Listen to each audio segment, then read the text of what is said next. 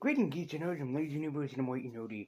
When people think about the most impressive mangaka out there, there is usually one that you talk about, Osamu Osamu Tezuka, who has done a lot of things in the manga industry, and he made a lot of fantastic series. From the days of Astro Boy to the days of Gigantor, to the days of Mazinger, he was basically the ideal godfather of manga. But yet there are some series that nobody, and I repeat, almost nobody talks about.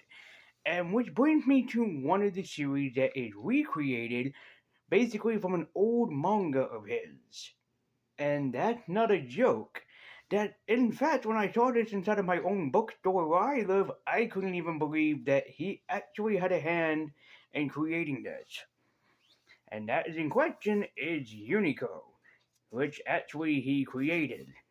So yeah, say what you want to about Osamu Tezuka for making things like Blackjack, Dororo, Princess Knight, Jungle Emperor Leo, and then of course Unico, as the man had worked over 700 volumes of manga and comprised more than 150,000 pages of manga, and also found his own animation studio.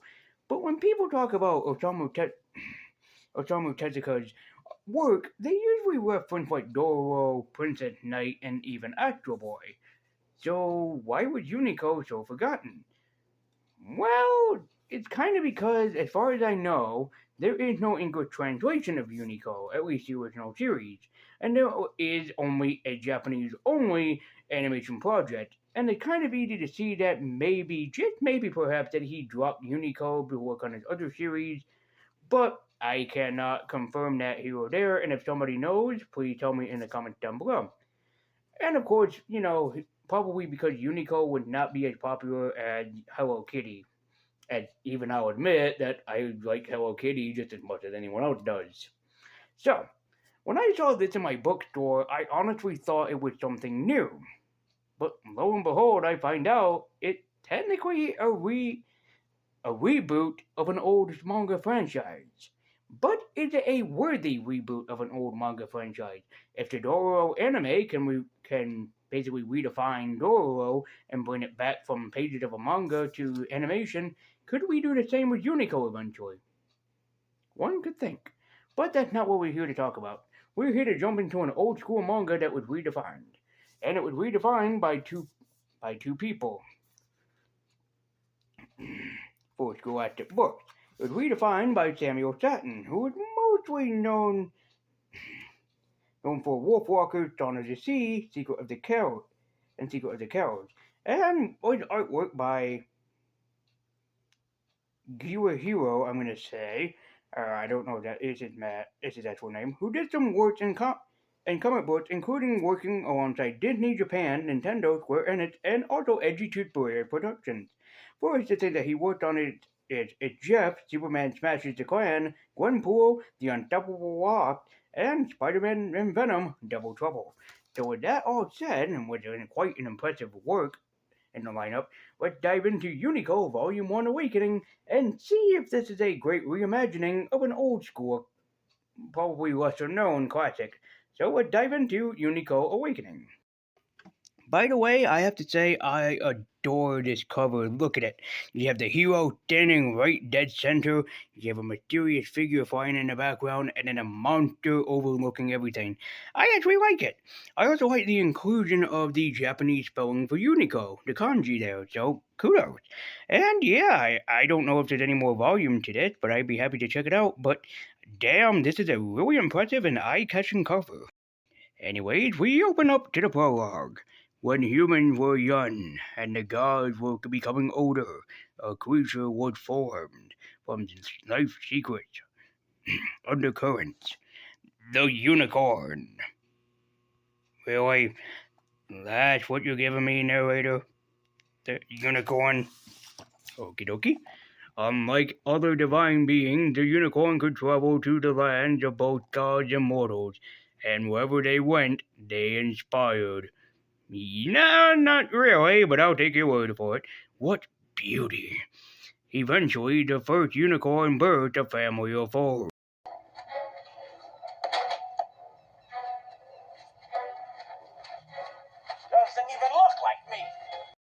Most were timid and preferred only the company of their brothers and sisters, but one was peculiar, both brave and curious, and this one would happen to be Unico, who happens to ride upon until he finds a goddess known as Psyche, or Psyche, guiding in the garden. Who are you, little one? My mother calls me Unico. Unico, a perfect name. Sure, if you just take the R and the N off of unicorn, and it worked wonderful. However, the goddess Venus is not very happy that a unicorn is born, as she tells her, basically, henchwoman, known only as Nightwing, this must be stopped. Bring me the west wind. With a simple bait, the goddess minion lured Unico away from the garden, and thus they did. Who are you? West wind, take him through the sands of space and time until the hourglass is broken and he forgets who he once was.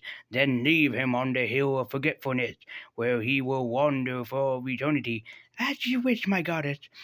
So, yeah, all that being said, no, she just takes him to a place where basically the city. So whimsy and wonder went out the door. And as if it were the answer to the west wind's plea, she heard a whisper on the breeze. There is a way. That seems kind of creepy. She set Unico down and followed that whisper, leaving him. Did she hope one final time, and when he woke from his dream, he said it many times before. Where the hell is the local nearest Walmart? I am so lost! So when our little brethren, or our little adorable angel Unico wakes up, yep, he has amnesia. And he remembers nothing. So nobody questions why an actual living unicorn is running around the streets of wherever the hell that we are. Nope, nobody questions that at all. He just runs around and does whatever that he pleases. Until he gets into trouble, because that's a thing that can happen in this world, I guess. If we run into a cat named Chloe. Jenkins, are you eating plastic wrap again? I don't eat plastic wrap anymore. Those days are over. I don't care what you eat as long as you stick to your shift. A watch cat must never abandon her post. You realize I'm a watch cat too, right? Sure, but for you, protecting the neighborhood's a duty. For me, it's a privilege. Yeah. You're so serious, Chloe. Just go scratch some catnip and relax, why don't you? And leave us open to raccoon attacks? Of course not. I'm just saying. Oh, never mind. And thus Chloe goes about her business until she runs into Unico, who's running away from some guys who won't leave him the hell alone for some reason, until a car just comes crashing down through. Okay, sure. And about to hit Unico, which I think it does since it makes the thunk sound and he flies out from next to it, so I'm gonna assume the car hit him, as Chloe decides that she has to go and save him because, well, cats have responsibilities, and so she leaps in after Unico, pulling him out from the water, as he thanks her for what happened, but she tells him that they have to move, making it pretty damn obvious that, yeah. Phew, you're back! What is that? Quiet, Jenkins. Come on this way. You're letting it inside? Yes, I am assume my post. Yeah, not like I have anything to do. Cats, the meaningful protectors of people. Can you tell that they have nothing else better to do than watch over us, lick themselves, and continually sleep for hours on end a day? Well, you're not sure if your cat is over there sleeping or if it's still alive or not. Is Chloe certain that cats are,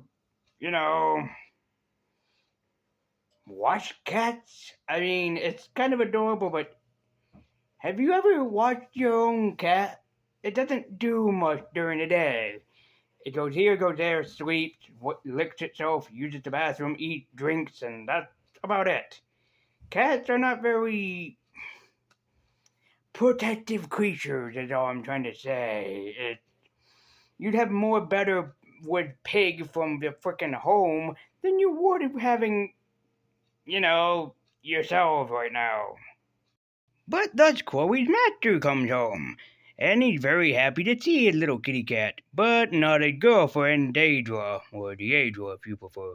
Sorry, Chloe, still got a lot to pack, but you're gonna love the new place, I promise. Come on, Chris. As you can see, his girlfriend is not very too happy with him, but I guess they're moving in together. The comic or manga really doesn't explain. But Deirdre does some very unnasty things. Like, for one, she smashes off the wall the picture of the owner and his cat Chloe and smashes it underneath her foot. Yeah. And then when she tries to talk to Chloe, she grabs her by her fur, the fur of her arm, and she scratches her, to which pisses her off. Oh, but that's not all. She tricks her into going into a cage so she can drop her off in the middle of goddamn nowhere, presumably in the cave, and she drives off, so Unico had to let Chloe out, and then the bitch was gonna run Chloe right back over! What the fuck? If I ever get my hands on that witch, I'm gonna wring a fat neck. Finish the breakfast. And of course, naturally, Chloe is upset, but also kind of confused about how, Unico can do that, and he doesn't even remember. So she remembers the words of what her old cat friend said, which is actually a wish. Humans are more cruel than kind, with an exception. Witches are strange mortals that live. They, like we do, they keep themselves and whisper to the spirits. They and cats are one and the same, which is why it's a great luck for our kind to come across one. A witch will never own you more than you own them. I think that's a reference to the mythology to cats and witches, so, okay. Meanwhile, our friend, the West Wind, goes and sees the Great Sphinx to go and ask the questions. Because of course you do. And of course the Sphinx is not very happy about her disturbing her sleep. I mean you no harm. You speak to me of harm, lapdog of Venus. I am mourning because of Venus, and you come here on her behalf. No, Sphinx, I do not come here on behalf of Venus. I come in defiance of her.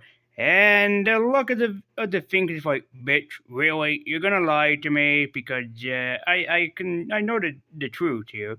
You tell the truth. I will listen to your words, but not for long, for I wish to return to mourning. Thank you, Great One. And she's just a speech about Unico and all that shit. Which the Sphinx offer her words that, Unico is protected, but can't remember anything. And of course the Sphinx is upset because Venus took her little Sphinx and she does not know what happened because of it. And yeah, very sad exception to happen to both of them. Besides, it seems as if night is approaching. I will return to my sorrow. With the night being, Nightwing or Nightwind, I suppose. In the meantime, Unico and Chloe happen to find who they call a witch. Whether she is or not, I have no idea, who is named Granny. So she goes off after her own business, and Unico and Chloe go about doing their own thing. What do you think, Unico? Are all humans cruel? It's hard for me to answer that question since I remember so little. A voice inside of me sometimes say that they are good and sometimes they are bad. The old woman, for instance, she is good. Oh, come on, Unico. The old woman isn't a person, she's a witch. There's a difference. Well, I'm not quite sure. I'm not sure that's quite. And anyway, even if you're right, I think there are way more of the bad one. Hey, I got an idea. You're able to do magic, right? Real magic? Well, I saw you do it. With the food, your horn began to glow and you just, whoosh. So where is Chloe going with this? Well, she begs Unico to turn her into a human, so Granny had some company aside from just a kitty cat, and which makes Chloe happy. But of course, Unico warns her that his power will only work for so long. And so Unico transforms Chloe into, almost one of those anime cat girl things. Huh.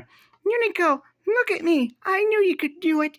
You're amazing. Remember, Chloe, the promise. Absolutely. I've got this. Meanwhile, our main villain, Venus, is not happy that all of her henchmen or creatures are not doing the job. Again, the power. So she decides to possess somebody because, they can. This mortal is not the source, but he is an easy kind of sway. And though I, through him, will extinguish that odious power, and that she controls him. So now she's the spirit of a hunter, I suppose, for reasons. Back to Unico and Chloe. Chloe is upset that Unico can only transform her into a human for a short time. And she's upset because she wants to spend more time with Granny. She thinks that if being a human makes her happier than it would be being a kitty cat. But of course, Unico is kind of a little confused because he doesn't know how his powers work, and also he seems kind of upset. No, I mean, I don't even know if I could do that, even if I tried, but I'll give it more time each day, a good amount more, to spend time with Granny, which of course makes Chloe happy. A short time later, the guy that Venus possesses comes to visit Granny, which of course he comes looking for Chloe, but Chloe doesn't trust him, and it's pretty obvious to see why. So he gives Granny a bullet necklace. Okay. And then he tells her that he'll take his leave while giving Chloe the evil eye. And also, he grabs his gun as if to shoot a cat. Which, of course, he is stopped by another cat only named Toast. But what the hell? Was he really gonna shoot Chloe? And if so, why? I've found my nemesis. And so Unico goes and talks to a new cat named, like I said, Toad. And he tells him about the evil man that kinda has an eye for Chloe. Which, of course, he ends up telling him. He's been hunting animals in the forest. He kills them. He's for trophies that hang on his wall. I've seen him. Ever since he built his home here, he's been dangerous. But lately, it's been bad. Real bad. Last night, he killed an old bear who was known in the forest and never had to worry for her life. That's terrible. It is, Horsecat. He has a special hatred for strays, I've noticed. The one with the bow. You say your name is Chloe. She needs to steer clear of that man and all that comes with him. In fact, if I were you two, I would leave this place and move on, if not safe here. It seems a little rash. And besides, why do you stay? Because it's my home. Come. As he ends up showing him the animals that basically the hunter has hunted, including the bear that he shot late within the other day, pretty much according to this comic. And no joke, Chloe goes to see the evil bastard that wants to kill everything in the forest. I know that Chloe's a cat, and the cats are smart, but what the ever-loving hell, woman? I mean, Jesus Christ, how could you be this stupid? And so Unico, with the power of Captain Planet, I suppose, basically summons the entire forest to go in after the guy, which consumes of angry squirrels, a wolf, a couple of angry deers, a very pissed off bear, a unicorn, and a giant kitty cat. Also, yes, the guy and Unico have a sword battle with Unico using his horn and the guy using a sword. If this doesn't enchant you to buy this comic book already, I don't know what will. As it turns out, Unico is hell persistent on stabbing the guy. And he doesn't. As Venus summons, this ever-loving monstrosity into the world. Because she can do that, apparently. Apparently, Venus is an H.P. Lovecraft fan. Okie dokie then. So, yes, everything seems to be going on in the world around them. Everything seems to be destroyed. Except for Unico's power, which somehow can save the day. Even though the fucking thing shoots lasers out of its eyes. You have been running because you are nothing. Which somehow makes Unico grow wings? And he carries Chloe on his back in harm's way. Only because I'm a neighborhood watch cat, and my duty is to fight alongside my dearest friends. Now let's go! And so Unico, and Chloe, and Toast, where the hell has he been?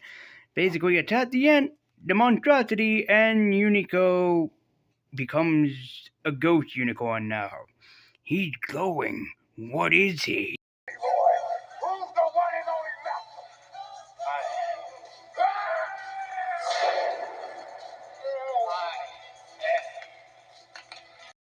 And so after Unico is returned home, Chloe and Toast are now transformed into humans. Much to their surprise, Granny gains back her memory, which I'm not sure if that's a plot point or anything, as Toast and Chloe realize that they will have several hundred adventures because now they're shapeshifters, as Unico returns home, but as we know, there's a Volume 2 coming right on the way.